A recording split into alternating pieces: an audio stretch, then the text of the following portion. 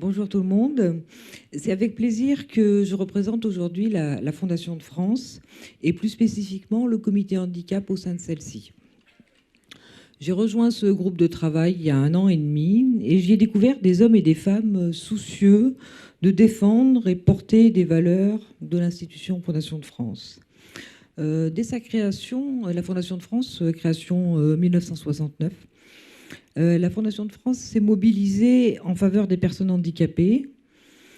Aujourd'hui, il s'agit d'influer et d'influencer positivement le regard de la société et agir en faveur de l'égalité des droits entre personnes handicapées et personnes valides. Et pour relever ce défi, la Fondation de France a structuré son programme autour de 2 grandes ambitions. Donc la première, c'est de permettre à tous, dans les domaines de la vie, emploi, éducation, santé, sport, loisirs, culture, exercice de la citoyenneté, donc de permettre cet accès à tout le monde. Et le deuxième axe, la deuxième ambition, c'est de reconnaître et respecter la vie affective sexuelle et aider les personnes handicapées dans leur rôle de parents. Ça, c'est donc les 2 axes de la Fondation de France en ce qui concerne le comité handicap.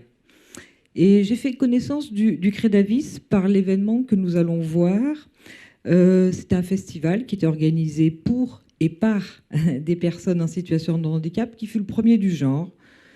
Et quand j'ai rejoint la Fondation de France, je n'ai pas été étonnée, parce que je connaissais un peu ce film et ce festival, je n'ai pas été étonnée de savoir que la Fondation de France avait subventionné ce programme. Donc je vous laisse découvrir l'événement dont il est question, et puis je reprends le micro après. Ça part bien ce festival, hein. Mon déplacement ici, c'est simple, c'est voir un petit peu si les choses ont évolué par rapport au regard, de voir aussi si on ose parler d'un sujet très tabou, qui est la sexualité, encore plus tabou concernant l'handicap. Le but du Credavis, c'est vraiment de travailler à ce que les personnes en situation de handicap puissent avoir un véritable droit à une vie affective, sentimentale et sexuelle.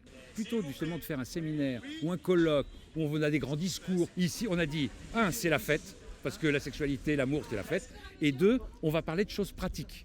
Quel que soit le handicap, quelque part, se réapproprier son corps, c'est aller vers recevoir. Donc l'un des principes de la méditation orgasmique, c'est d'apprendre à donner pour son propre plaisir versus donner pour faire plaisir à l'autre.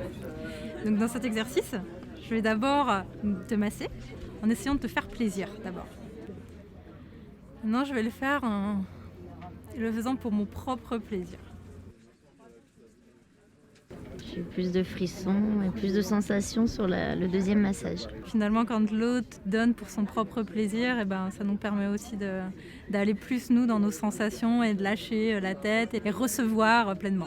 Ça me permet de découvrir d'autres choses que je ne connaissais pas. Le massage, un petit peu autour du bras, puis quand même, il y a beaucoup de couples dans l'année qui se forment. Et c'est quand même bien de découvrir grâce aux ateliers des choses que les gens ne connaissent pas.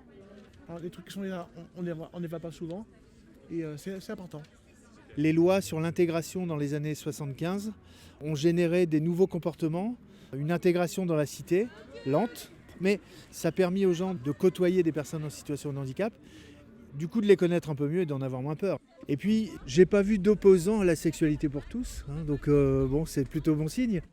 On vient d'un foyer médicalisé. Ce sont des jeunes qui nous posent beaucoup de questions sur les amoureux, sur les rencontres. Et ils venaient ici aussi pour rencontrer d'autres personnes comme eux. On a pris les couleurs qui nous allaient toutes les deux. On a manipulé les préservatifs aussi, il faut le dire.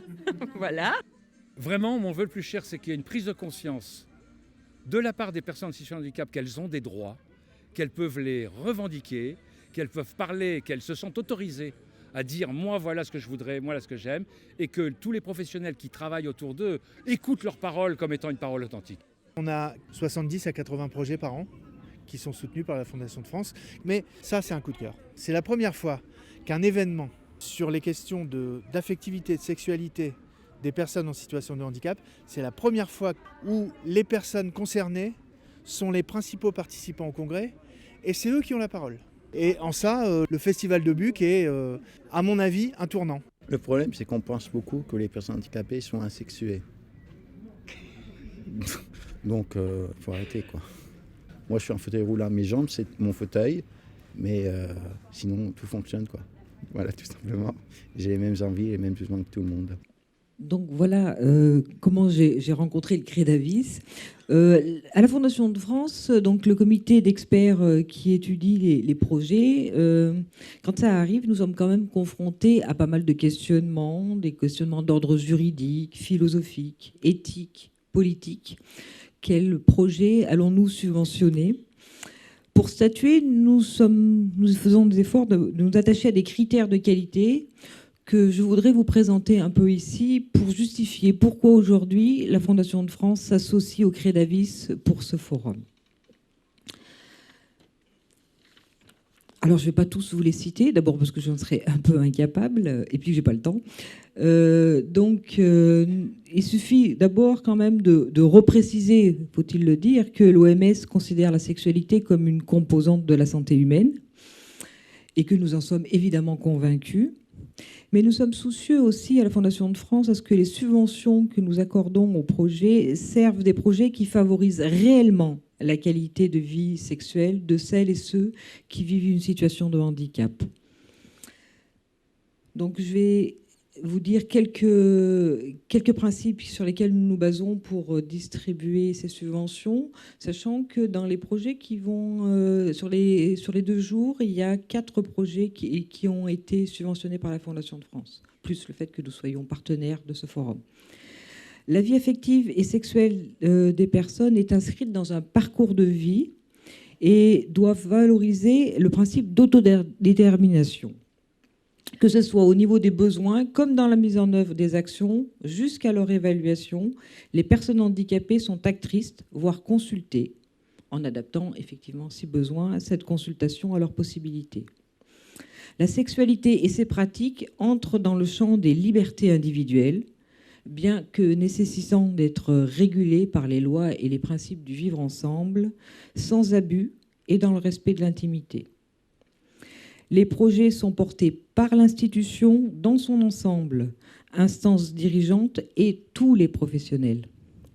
Les actions menées sont dans une dynamique d'ouverture sur l'extérieur des institutions, et ceci dans une logique de synergie des différents acteurs.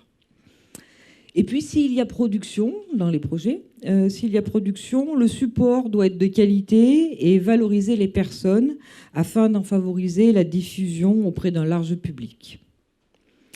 Aujourd'hui, l'initiative qui est portée par Jean-Luc Letellier, président du Crédavis, correspond et répond à ces critères de qualité.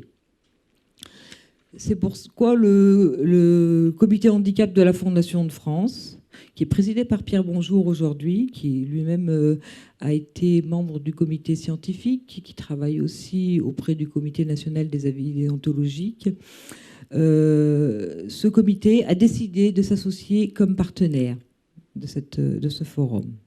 Ces 2 jours, par leur aspect résolument optimiste, Jean-Luc en parle tout à l'heure, ces 2 jours viendront peut-être rompre avec les éternels constats d'impuissance, voire de retard français en matière de vie affective et sexuelle. Mon propos n'ignore pas la détresse des personnes qui sont en situation de handicap et qui vivent dans des institutions parfois encore fermées et peu soucieuses de la qualité de leur vie affective et sexuelle. Mais aujourd'hui, les projets qui sont retenus par le Crédavis sont là pour témoigner d'initiatives porteuses d'avenir que nous souhaitons meilleures. J'interviens dans les institutions accueillant des personnes en situation de handicap auprès des professionnels sur ces questions-là, et j'entends très souvent le désarroi des professionnels désireux de mieux faire et qui souffrent de manque d'outils, de modèles, de savoir-faire. Eh bien, espérons que ceux présentés durant ces 2 jours donnent l'envie, l'énergie, l'exemple pour que demain la route des possibles s'élargisse et accueille encore plus d'initiatives favorisant l'épanouissement affectif et sexuel de toutes les personnes en situation de handicap. N'est-ce pas ce qu'elles attendent de nous? Voilà. Donc bon travail sur ces 2 jours.